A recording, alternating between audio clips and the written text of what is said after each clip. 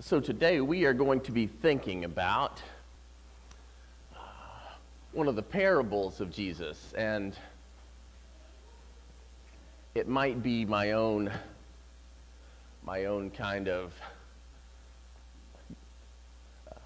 nature to be a glutton for punishment on this thing, but the parables are kind of my favorite things in the text. Now, certainly the beautiful parts of, the story of Christ's coming that we all love. I love these things, as fall comes, especially like this morning, fall comes and we start to think about Advent and, the season of, all of the beautiful things that Christmas brings and the nativity that we'll all be anxious to read. I don't know whether this year will be in Luke. It probably is, since we've been in Luke's gospel up to now. And Luke is, the kind of the most heartfelt nativity, right? So that's the one we all know from Charlie Brown Christmas, right? The Peanuts version of the nativity is from Luke for the most part. So certainly I love that, and as fall gets fallier, my heart just turns to that. And then when spring gets springier in the spring, lots of springs, when spring gets springier, all of our hearts start to ache a little bit as we start to think about Lent, and we think about what God has done and the sacrifice, for all of us that was made on the cross. And so, so these major things that we read from the text certainly are parts of our kind of collective move towards God, right? A way to pull us into God's story. But I still think for me, some of the best ways to get pulled into God's story is through the parables, and that's because they demand something of us. It's the reason Jesus spoke in parables, right? So you can't just take it as two things you're supposed to know. You have to kind of get into it and dig around a little bit, right? So I think, for me, when I examine a parable, to try to figure out what is going on in the thing and try to figure out where it's going to fit, in my life, where it's going to be saying something to me, I find it kind of examining me back. And I think that's what I really love about Jesus speaking and teaching in this way. At least this is certainly the case with what we're brought from Luke. So today we're going to be reading, if you use a text that has subheadings, it'll be called something like the parable of the dishonest manager. That's what the NIV calls it. NRSV will call it something similar. Luke writes it like this. Jesus told his disciples there was a rich man whose manager was accused of squandering his possessions. So he called him in and he asked him, "What is this I hear about you? Give an account of your management, because you cannot be manager any longer." And the manager said to himself, "What shall I do now? My master is taking away my job. I'm not strong enough to dig. I'm ashamed to beg. I know what I'll do, so that when I lose my job here, people will welcome me into their houses." So he called in each one of his master's debtors, and he asked first, "How much do you owe my master?" 900 gallons of olive oil, this one replied. And the manager told him, "Take your bill, sit down quickly, and make it 450. And then he asked the second, "How much do you owe?" 1,000 bushels of wheat, he replied. And he told him, "Take your bill, make it 800. And the master commended the dishonest manager because he had acted shrewdly. For the people of this world are more shrewd in dealing with their own kind than they are people of the light. I tell you, use worldly wealth to gain friends for yourselves, so that when it is gone, you'll be welcomed into eternal dwellings. Whoever can be trusted with very little can also be trusted with much, and whoever is dishonest with very little will also be dishonest with much. So if you have not been trustworthy in handling worldly wealth, who will trust you with true riches? And if you've not been trustworthy with someone else's property, who will give you property of your own? No one can serve two masters. Either you will hate the one and love the other, or you will be devoted to the one and despise the other. You cannot serve both God and money. This is God's word for us, God's precious thing, God's children. Thanks be to God. This is from an anonymous painter, but I think this kind of stunningly shows everything that is going on in that story. And, you know, this is a story that, for me, I guess for anybody who's listening very close, it should make you a little confused, right? So it's certainly a story that doesn't make sense in the world terms anyway. So we have this dishonest manager who we are told squanders, right? Squanders his boss's property. And then when challenged by his boss, the rich man for whom he worked, the manager became worried about his position, and he adds insult to injury by kind of cooking the books, right? So he calls people in that have debts to his boss, and he lowers them so that if he loses, because he's expecting to, if he loses or when he loses his position, he'll have some place to turn to because he's cheated his boss and given them back, you know, a benefit from it. Which, okay, that up to that point, that sounds like people might act, right? That just sounds like what we might do. Or what one might do. But then the kicker, right? The boss, right, the property owner, is impressed by how shrewd he is, how shrewd his manager is in making sure that he's got this side hustle by giving back some of the property that wasn't his to these other people. Which is really strange, right? To be impressed with somebody stealing from you so they can make good of their own situation. So that's strange. And then complicating things further, which this is what always happens, we have the words of Jesus, right? Jesus' words always complicate things further. At least if you're hearing them right. If you hear them right and go, oh, well, that's pretty simple, I could do that, no problem. You're not reading them right. So Jesus, then, you know, Jesus is telling the story, and then he adds a little commentary to the end of it, which complicates things completely. And he's by suggesting that if a person is faithful with even dishonest wealth, if they're not faithful with even dishonest wealth, how should they be trusted with real wealth? So when we read this, how are we possibly supposed to know what to make of this situation? What are we supposed to make of this dishonest manager who squanders his boss's property, his boss's wealth? You know, at first read, it's almost impossible to see these three characters, right? The dishonest manager, and then the owner of the property, and then Jesus commenting on it, saying something that can comport with each other. All of them are doing and saying things that don't really make sense necessarily together, at least on a first read. But here is where the central nature of the parables of Jesus begin to really assert their worth, because when you read them, they begin to read you back, because you're going to interpret them in a way that has your heart in the middle of it, right? And this parable shows its work on us best, I think, when we read it in the context of what else we hear in Luke. And I don't mean just Luke's gospel, I mean in Luke and Acts, right? They're meant to kind of go together, right? Luke and Acts. It's almost a 2-volume set, right? And when we hear this parable in the context of the Acts 2 church, where all of the church's possessions, and those of us in our women's Bible study, we're thinking about Acts right now. In the Acts 2 church, all the possessions are shared. All the possessions are shared.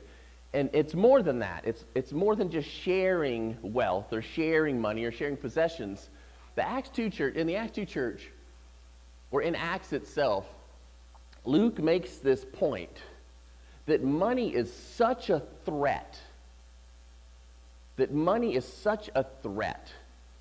that it has to be watched very carefully, to the point that dishonesty over money will have God strike people dead in Acts.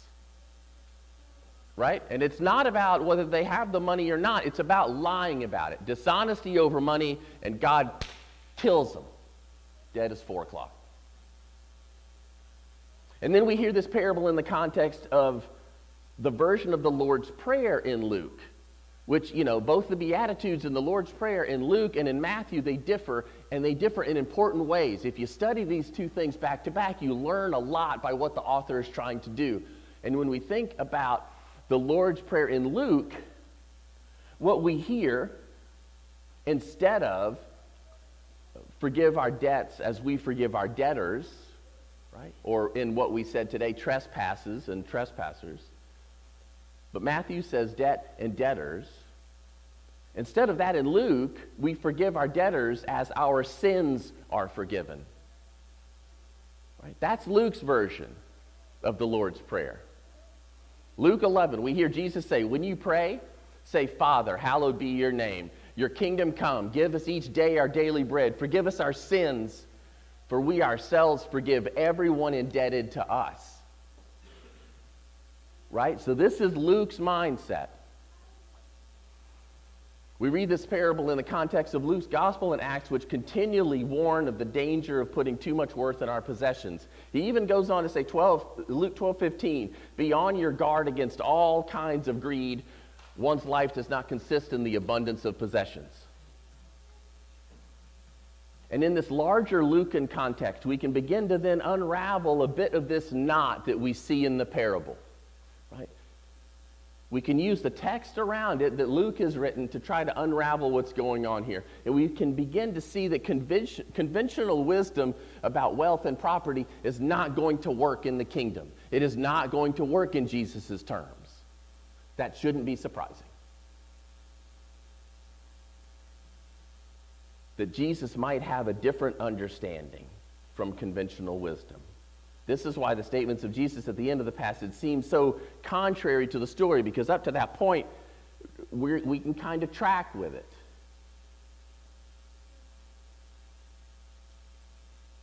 But then we get this attitude of the rich man towards his manager. And here's where the words of Jesus and then the understanding of what Luke is doing kind of helps us. That understand that maybe this shrewdness that's being celebrated is not to the benefit of an individual, but it's in the benefit to the community. Maybe Jesus is not talking about a benefit in individual terms, but community terms. Maybe that's where this text is today. And what if, even further, the squandering of the rich man's property that we hear at the beginning of the parable? Now, it's important. When you read a parable, if you take the first couple of sentences and the last couple of sentences, look at those real hard, because those will be your guide as to what's in the middle, right? And at the beginning of this parable, we hear the squandering that sets the stage for everything. And then at the end, Jesus saying that, well, it might not be like you think. Well, friends, what if the squandering is different for Jesus than just the way we read it? And in fact, one of my favorite interpreters, and one of my favorite people in the world, one of my favorite teachers, a whole lot of brilliant people at Duke Divinity School, but this is a person, when you're in her presence, you know that there's something else there. Yeah, they're all real smart. But Ellen Davis has this thing around her where you're just glad she's on the earth with you. And Ellen Davis gives us some help here in suggesting that a better translation of the Greek, and a proper translation, because other places in the Bible the same Greek word is used the same way, is to be scattered, not squandered. So what if we read it that way? What if instead of squandering, it's scattering? What if Jesus said to his disciples, there was a rich man who had a manager, and charges were brought to him that this man was scattering his property. Scattering his property. Not squandering, which is wasteful, but scattering. which is generative, right? Which can be life-giving, like seeds in a field, scattering, not squandering. Friends, how does this change our story and our understanding of the reaction of the rich man and the reaction and the teachings of Jesus that follow? Doesn't that make it make more sense? That immediately makes it make more sense if that word is understood a little bit differently. And think about it this way. Could the manager then, in Luke's terms, have facilitated the possibility of the rich man's sins being forgiven? Right? Is the property owner, is the boss grateful because his manager did something that saved him? Really saved him.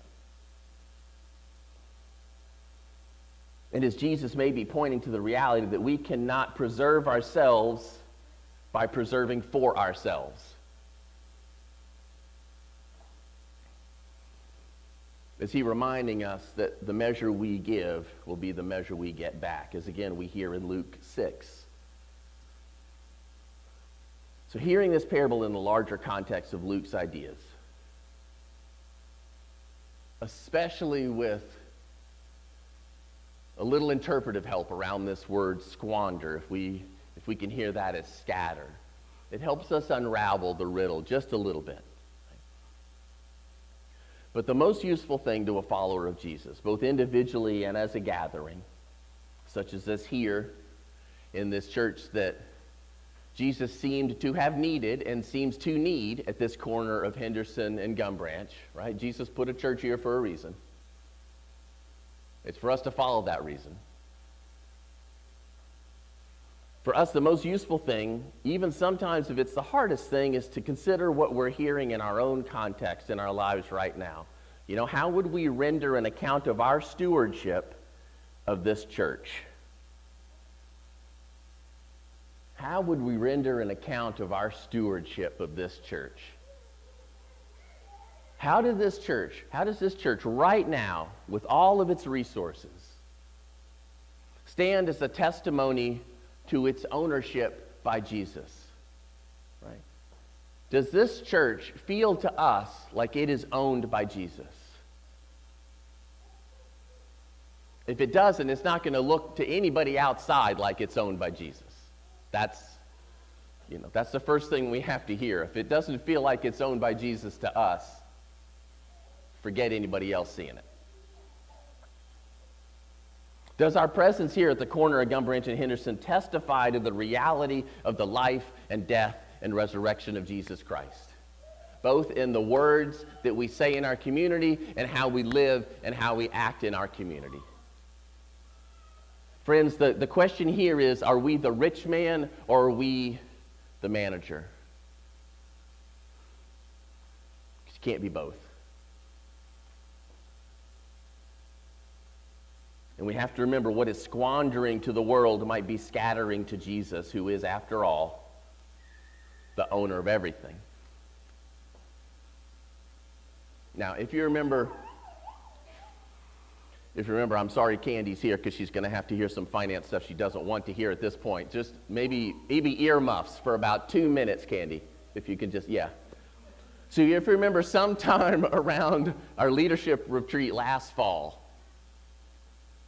I stood here and I came up with this crazy suggestion that it should be the goal of this church, and what I mean is really every church, to put as much into the community as we use up, right? And what I mean is that for every, simply, right, this isn't exactly what I mean, but simply for every $2 that comes in, right, $1 keeps the lights on and keeps your overpriced pastor fed, and the other dollar goes into the community.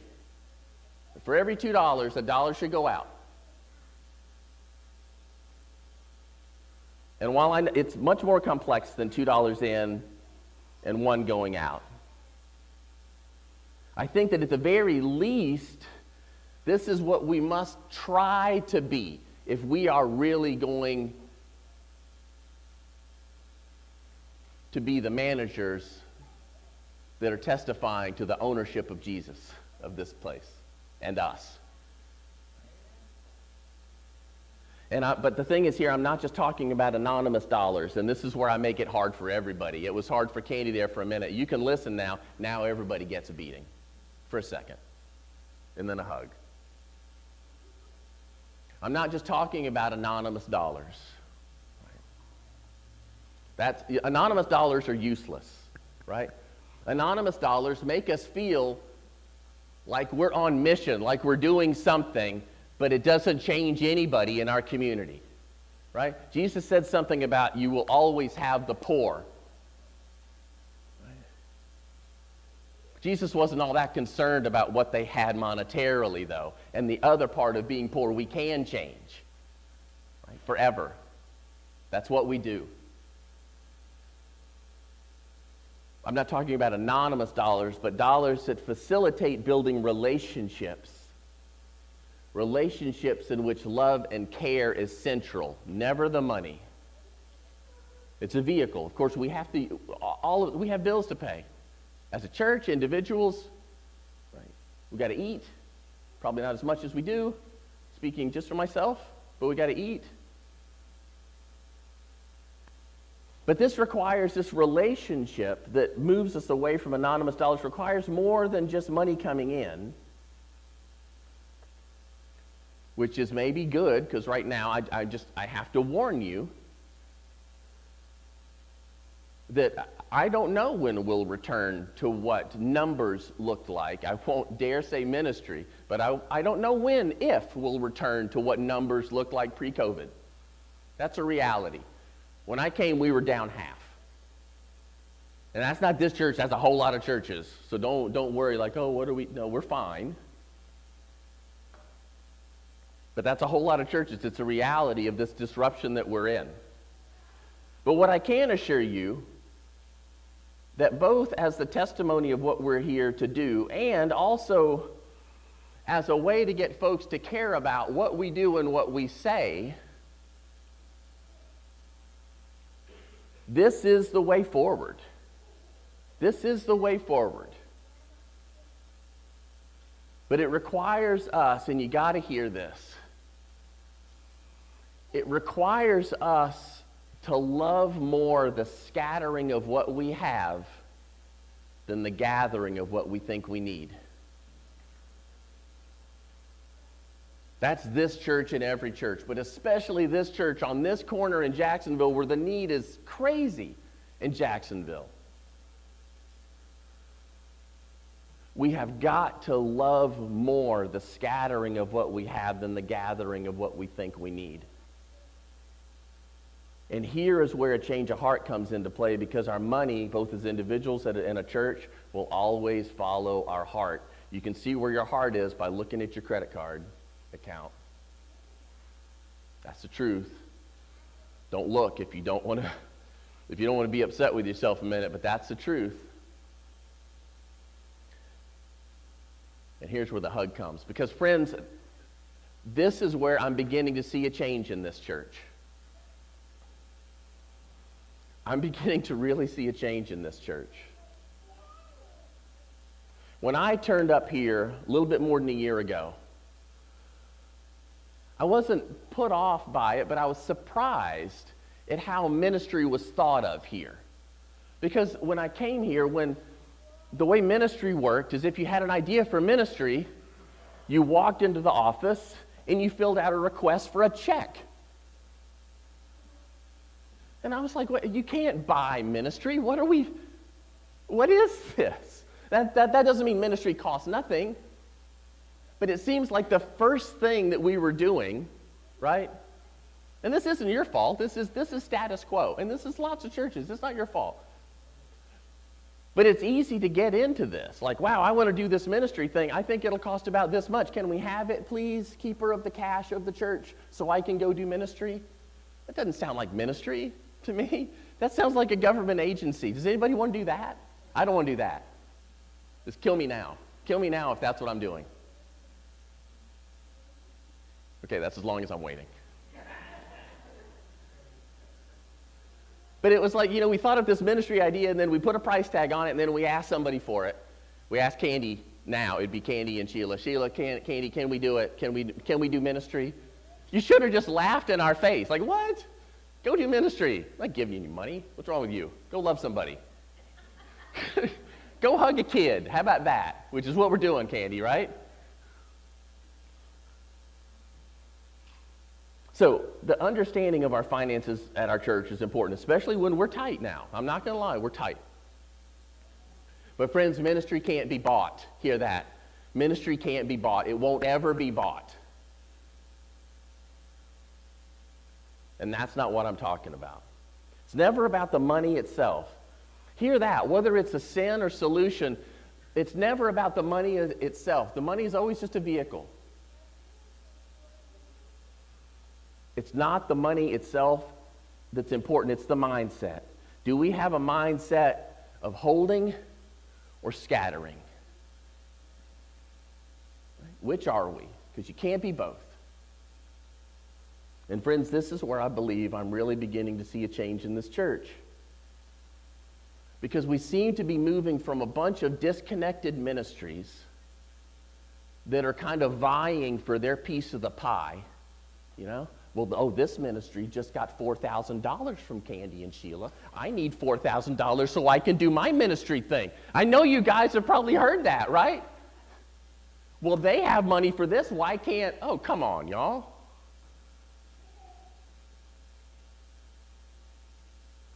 To either, make sure we're getting ours, or for our efforts to look as good as what we had done before, or to compete with some other ministry area.